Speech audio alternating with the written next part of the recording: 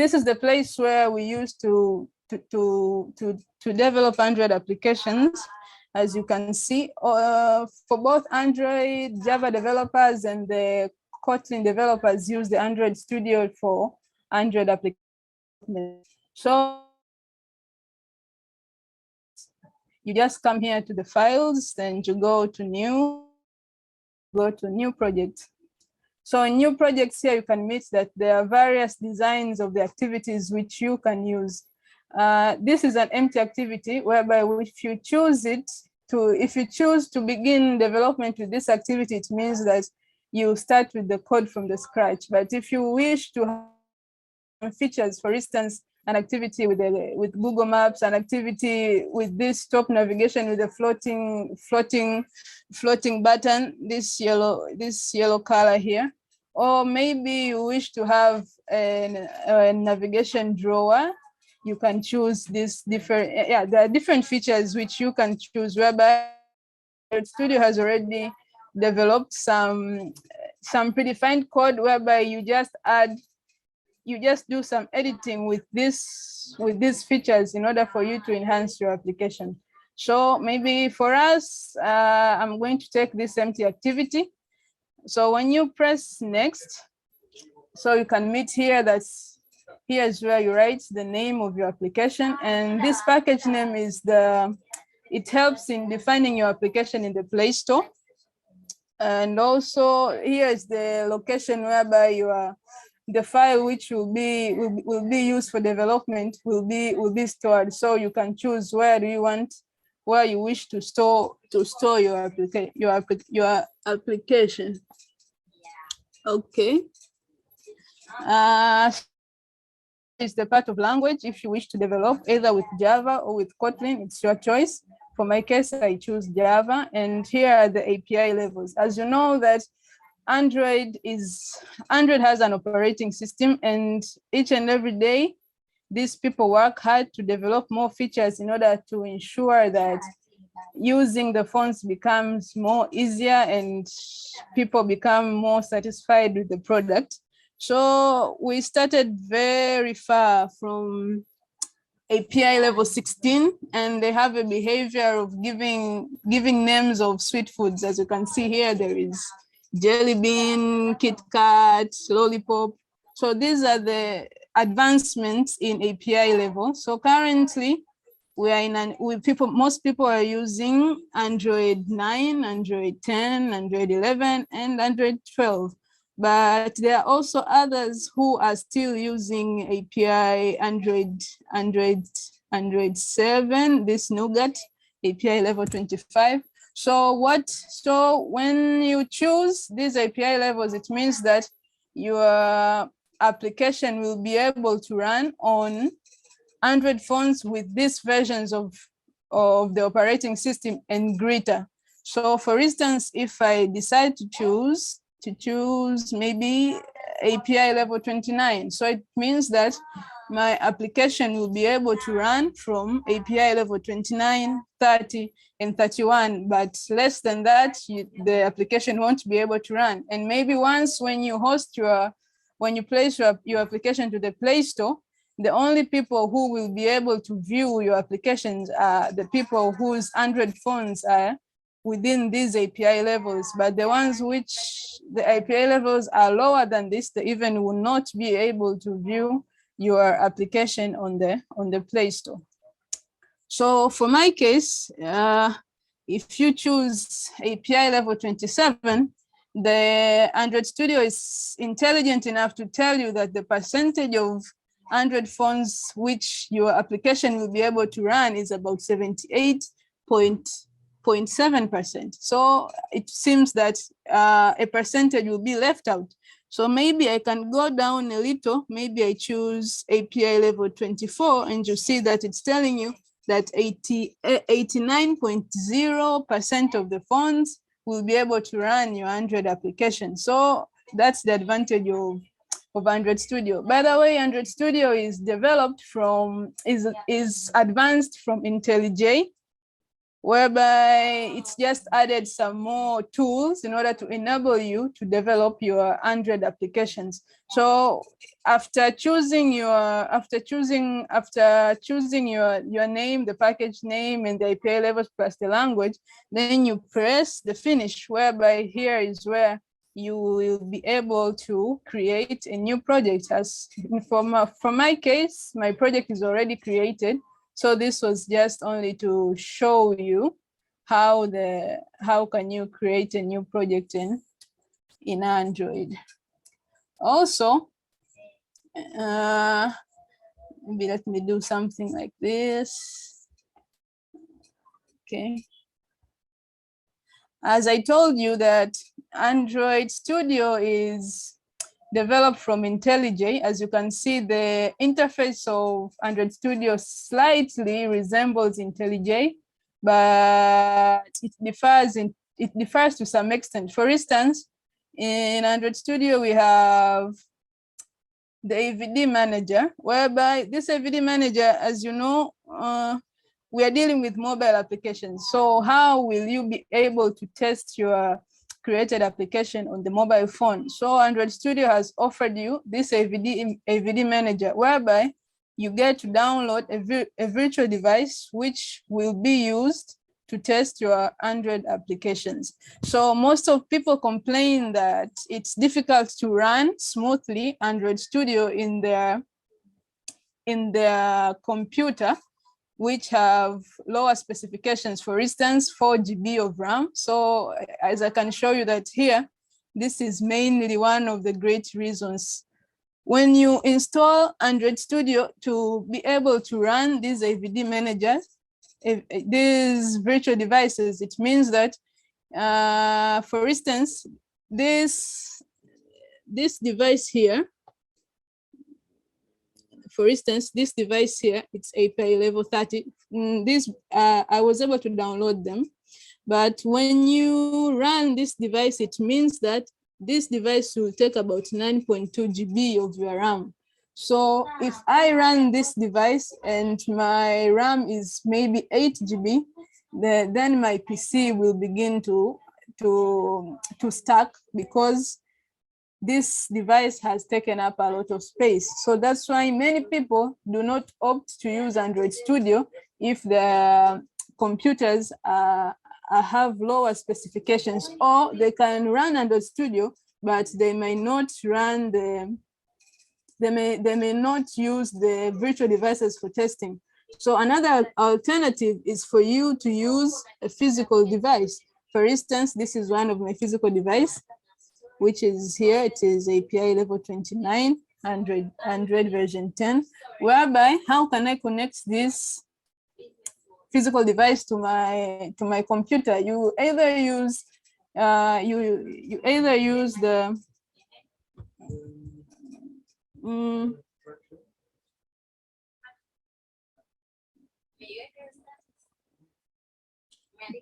okay, so if your device is Android Studio has provided a way for you, the easier way for you to connect your mobile phone with the computer. If your device is greater than, if your device is Android 11, then maybe here you can use the Wi-Fi. Yeah, but if you, another way, you can use your charger and plug into your computer, and then you can enable debugging options in order for you to be able to run the Android application, to see the Android application on your mobile phone. Okay, so yeah, this page displays the devices available. Okay, so when you begin your Android project, Android Studio has a set of files which are already defined for you. Most of the files which will be dealing with to a large extent the Java files. Here, this is the main activity. As in websites, we see the screens. In Android Studio, when you open up any application, the screen which you see on your mobile phone, we refer to them as an activity. So this highlighted Java file here, it's a Java file for the main activity where you will begin seeing your application for the first time. They refer to it as the main activity. By the way, Android Studio has the Java side, and also we have XML, even though now currently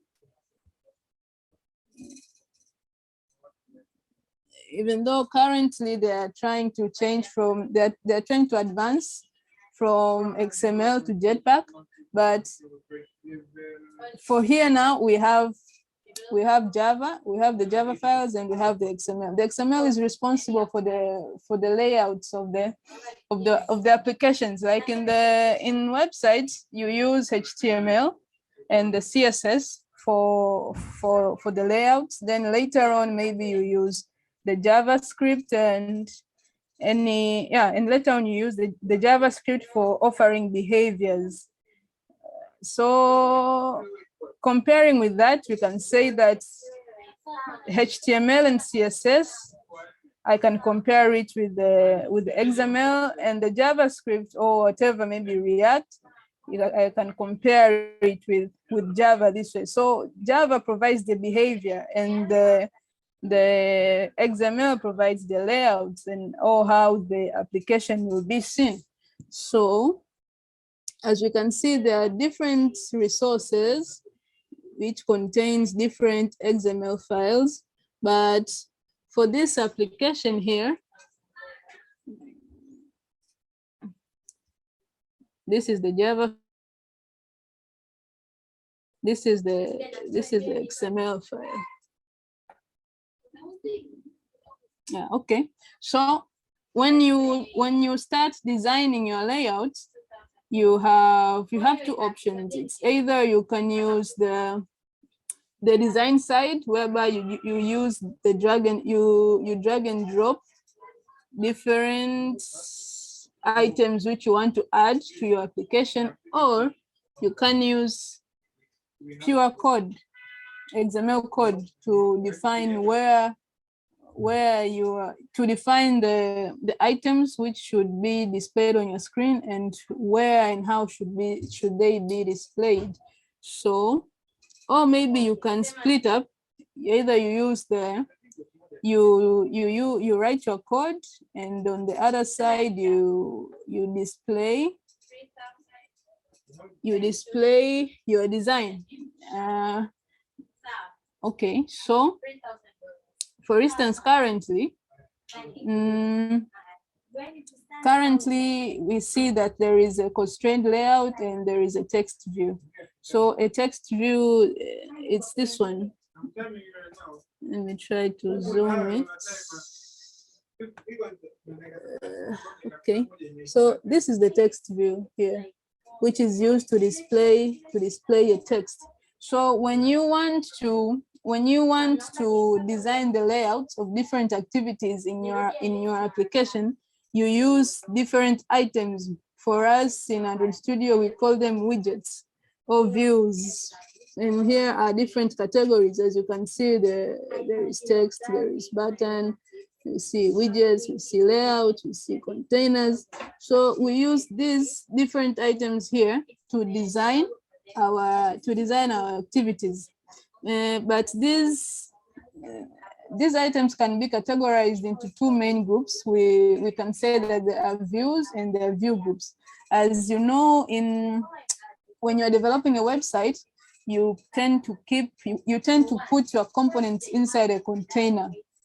They call it a div. You create a div, then inside maybe you can create a form, or you can create a paragraph, or you can create a hashtag.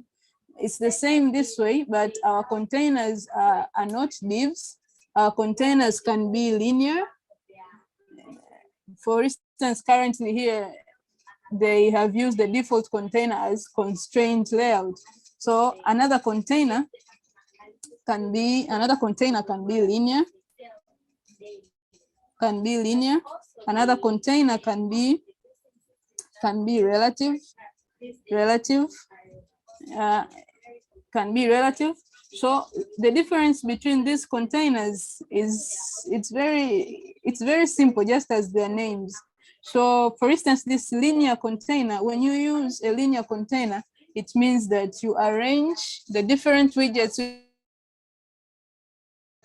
in terms of either a horizontal arrangement or a vertical arrangement. For instance, let me try here to show you.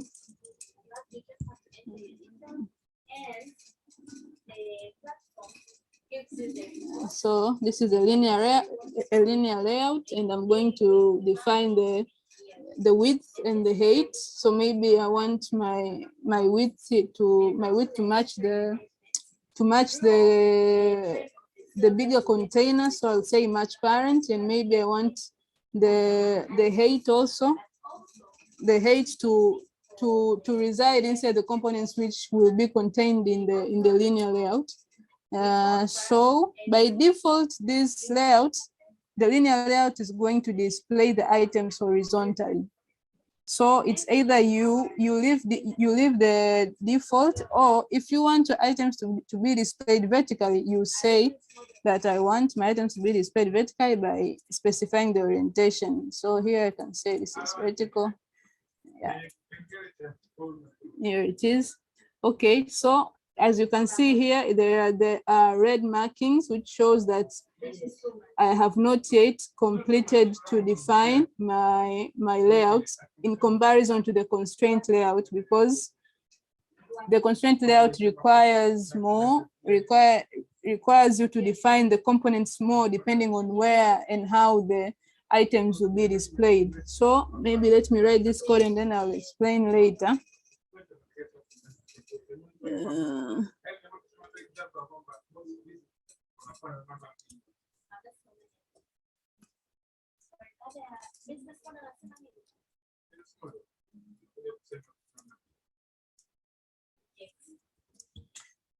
Okay, so I want to display now maybe a text view.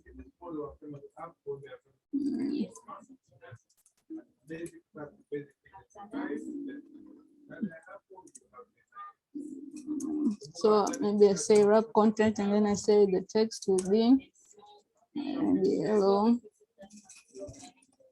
Hello guys. Maybe I want to say the size of the text. Maybe it was going to be maybe 25 SP. Okay, maybe I display two text views. So come here, I'll copy this and add it here. Maybe down here I say, how are you? How are you? So if I come here to the design,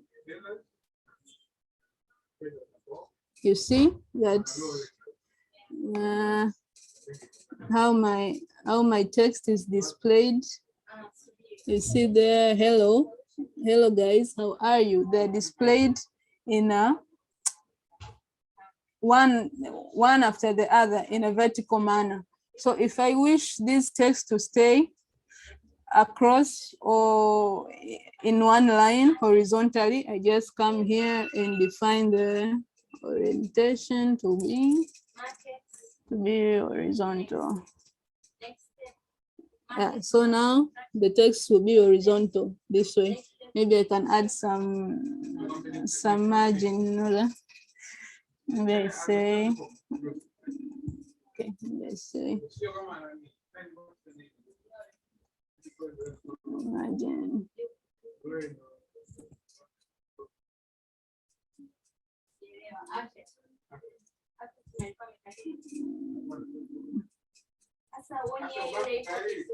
Maybe I can add some margin. You can see here it wants to tell me something, that consider replacing margin right with margin end. As you know that every day they are developing, they are improving the Android Studio. Currently we are in Bumblebee. So with each and every development, they try to advise you on the best way of writing code. So for instance, I can just replace it here with margin and yeah, so that's it. If I come here, I can see, hello guys, how are you, displayed in that manner. So that's a linear layout, and that's how things are displayed with linear layout. With constraint layout is just like assuming that there are three people and maybe you are in the middle, and these people are responsible for positioning you. So if I say, for instance, for this layout here, if I say constraint start, to start off, it means that maybe I can say that, let me do this way. This is the linear layout here. This is the linear layout. Maybe let me remove one item here. Let me, what can I do? Okay, a good example is this, the text view here. You see, this text view here. So as you can see, this text view is pulled this side, is pulled this side, is pulled down, and it's pulled on the top. So this is the responsibility of constraint layout. It's trying to position this text view around here. So what does it say? So when I say that I want to constraint bottom to bottom of parent, the parent currently here is the constraint layout. As you see, this linear layout was used to hold these two text views, and the linear layout was closed. So this text view is residing under the constraint layout. So if I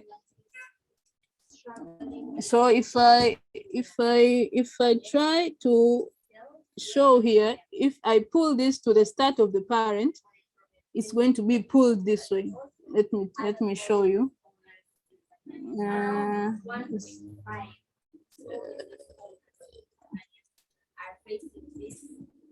Okay.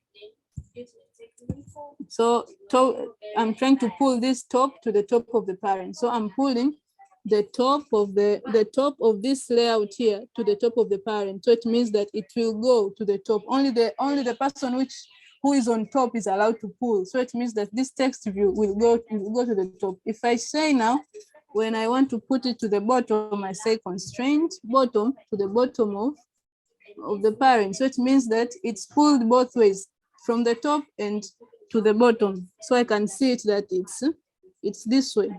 So it's pulled both by the top and it's pulled also by the bottom. So it ends up residing in the middle. So if I say constraint start to start of parent, it means that the start is this side. So it's going to be pulled automatically to this side. As you can see, this dot here is displayed, but this side is not yet pulled. And I can pull it by saying constraint end to the end of the parent. So here it's going to be in the middle. So how are you able to work with these items here with Java? So what we do, it's simple. We try to define these items in terms of the ID. Maybe I can say that this one is a linear container, and maybe I can say here it's a salutation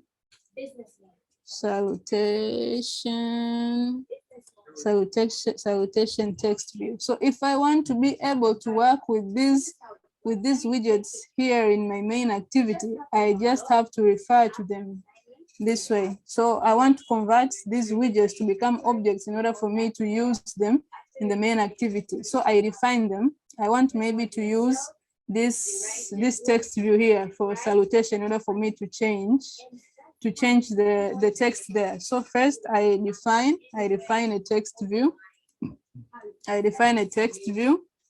And maybe I call it any name which I wish, maybe salutation.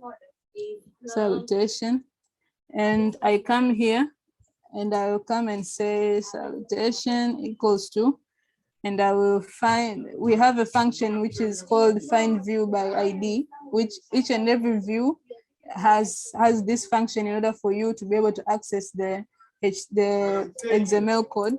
So when I say r.id dot, then I see here this salutation text view. So currently now I have the text view which I created with the XML. I have connected it with this salutation object in Java. So now I am able to change anything to my desire by using Java instead of using XML directly. So maybe I can say salutation dot set text, and maybe here I can say, now I do not want it to be good morning, I just say good night. Good night. Yeah, so after this, maybe I can show you an outcome. Let me try to do something here.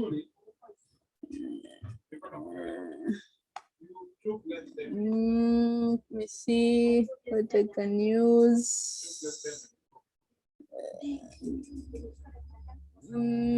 So this, as you can see, these emulators, one has 9.2 GB, one has 9.1 GB. And my PC is 8 GB of RAM. So it means if I try to run it this way, I think our meeting will be ending here. So let me try to wipe the data. Yeah, so it's reduced because I use it a lot in running the applications. So it means when I wipe the data, it means the applications will be wiped off. So now it's just 1 GB, and this is Pixel 3a Excel. So let me see here and choose it. Pixel 3a Excel, and now I'll be running my application. Yeah, we're running my application. So it takes some time for it to run, but I guess soon enough we're going to see the outcome. We're going to see the outcome. So this is how we deal with mobile development. Just in a nutshell, for beginners, this is how things are done. So maybe I can, while we're waiting for the emulator to display,